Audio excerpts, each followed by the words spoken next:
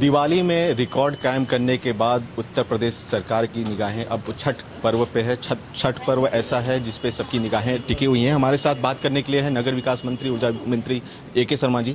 Sir, आप जैसा जानते हैं कि छठ की तैयारियां शुरू हो गई हैं। सफाई और रोशनी दोनों की जिम्मेदारियां बहुत बड़ी हैं। कैसी तैयारियां चल रही हैं? छठ पे सर्वप्रथम मैं सभी श्रद्धालुओं को, जो माताएं बहनें आज से ही इस पर्व की शुरुआत भी अपने अपने जगहों पे घरों में लोगों ने कर भी लिया है, उस पर मैं अपनी पूरी शुभकामना देता हूँ।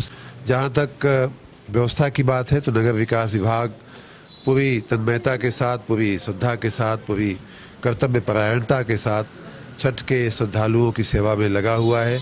खास करके जो हमारे जल के स्रोत हैं, वहाँ के घाटों की सफाई, नदी हो या तालाब हो या सरोवर हो या पोखरा हो, उन जगहों पे सफाई करना, उनको सुरक्षित बनाना कि जिससे कोई भी पानी में उतरे तो उसके जीवन को कोई जोखिम ना हो।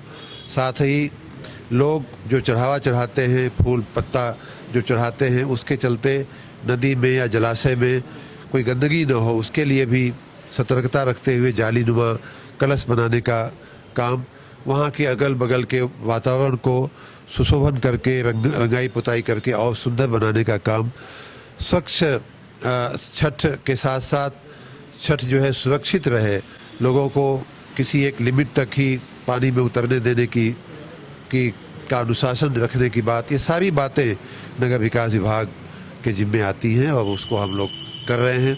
उसी प्रकार से ये पर्व जो है वो घाटों पे लगभग रात में भी चलने वाला एक पर्व है, क्योंकि रात में भी लोग वहाँ रहते हैं, सुबह जल्दी अर्घ देने का होता है, तो रात भी बहुत से लोग बिताते हैं उसी घाट पे। तो उसके मद्देनज़र प्रकाश की भी पूरी व्यवस्था बिजली विभाग की तरफ से या नगर निकायों की तरफ से जो हो रही है, उस पर भी हमारा पूरा बिजली विभाग का ध्यान है। त्योहारों के दिन तो सब कुछ ठीक रहता है। त्योहारों के बाद जो सफाई होती है, चाहे उसकी रोशनी की व्यवस्था हो, साफ सफाई की व्यवस्था होती है, तो उसके बारे में क्या कहना है? क्योंकि त्योहार के बाद कुछ ज़्यादा ही गंदगी हो जाती है। हम लोग पिछले कुछ सालों से ये प्रयोग कर रहे हैं और काफ़ी हद तक सफल प्रयोग रहा है।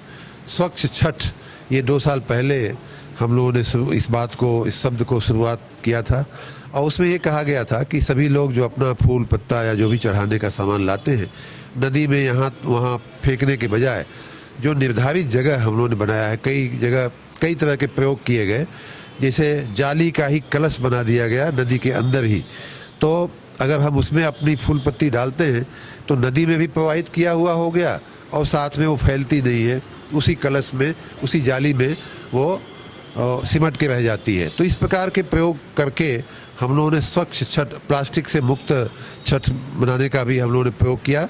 हमारी जो टीम है नगर विकास विभाग की, हमारे सफाई मित्रों की जो टीम है, वो दिन रात गंदगी न हो उसका ध्यान रख रहे हैं, सफाई करते जाते हैं। जैसा कि नगर विकास मंत्री ने बताया कि स्वच्छ छठ की शुरुआत हुई है। नदियों में, तालाबों में एक जाल लगा दिया गया है ताकि वहाँ पे पर्व के बाद कोई गंदगी ना हो, और उसकी नगर विकास के तरफ से खास तैयारियां की गई हैं।